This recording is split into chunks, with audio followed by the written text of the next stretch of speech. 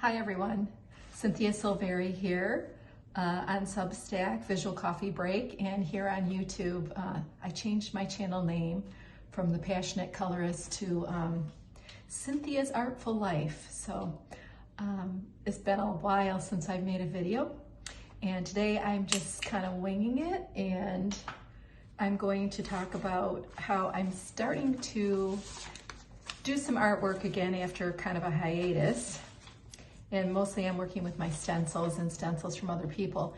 And I have the intention of trying to put together a book about stencil techniques. And it's turning out to be a lot harder than I thought it would be. So by way of that, I wanted to show you some of the stuff that I had hoped would fast and easy be something I could photograph and put in the book. And then I'm realizing I have a lot of work to do to get the rust out of everything. So I wanted to show you a couple of things that didn't turn out the way I intended, and then I made them into something else. And I think I've posted about that a little bit more on Substack recently. Like, I don't let my mistakes go to waste. I try to turn them into something else. So by way of that, I was using a couple of stencils with grass and flowers and trying to create a background to do birds. And what I ended up with was just even, I'm just not even using great paper for these. This is just printer paper. And in this one, the background that's green is, I was cleaning my brayer off, and this was just a so-called, scrap piece of paper. So I made the purple. I didn't like the way the purple pulled off on the gel plate.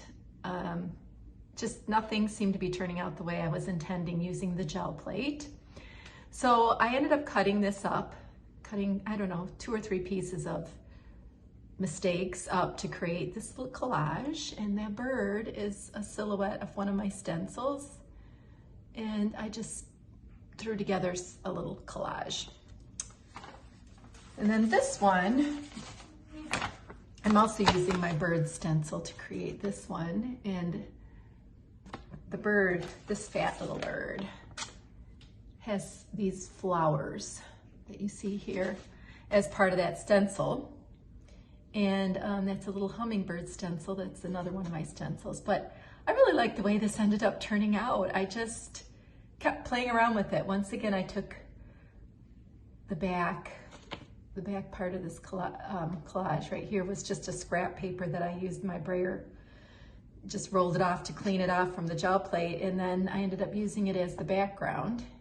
And then some of these didn't turn out either. I just cut it all up and started making this collage. And then I ended up on the outside doing some rubbings with the flowers from that stencil. And I just love the way that turned out. I used graphite, and then I came back in with a little bit of, let's see. Oh, they're like watercolor crayons. They're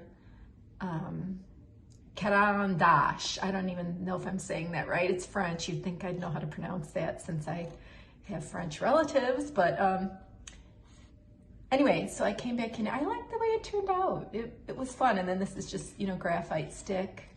And I used graphite stick to rub over the stencil to create the flowers. And then in this, I just cut them out of white scrap, again, the edges of the paper. Used a little bit of marker to emphasize them a little bit more. So I like the way that turned out. Wasn't where I was headed.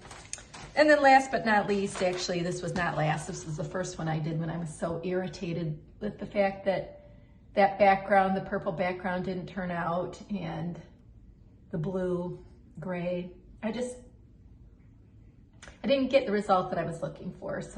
But I ended up just playing around, cutting out squares, gluing them down onto the purple background that I had pulled, and just coming in with a little bit of white gel marker and creating this little piece.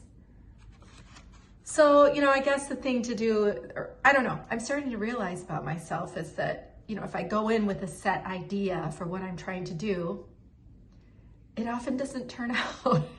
It feels like the things that I like the best are the things that I don't really plan, and I just kind of just keep adding some different materials, just, I don't know, puttering around, playing around with it. And then I end up kind of liking it sometimes. So I don't know how well I'll do with writing a book, but I'm gonna try to do some videos, and I think what might be interesting, at least for me, it'll be interesting. I don't know if it will be interesting for you or not, but just like process videos of like what I'm trying to do and then what happens. And you know, maybe that'll be interesting to see that it's you know, not all what do people say, you know, unicorns and roses, right?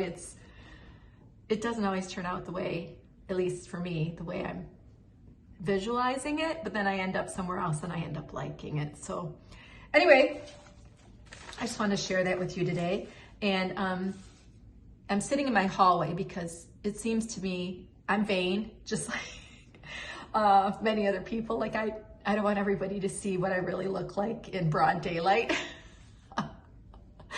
I'm in my hallway because it's like the best natural lighting that I could come up with here for my video. But you can see back here, this is one of my husband's paintings.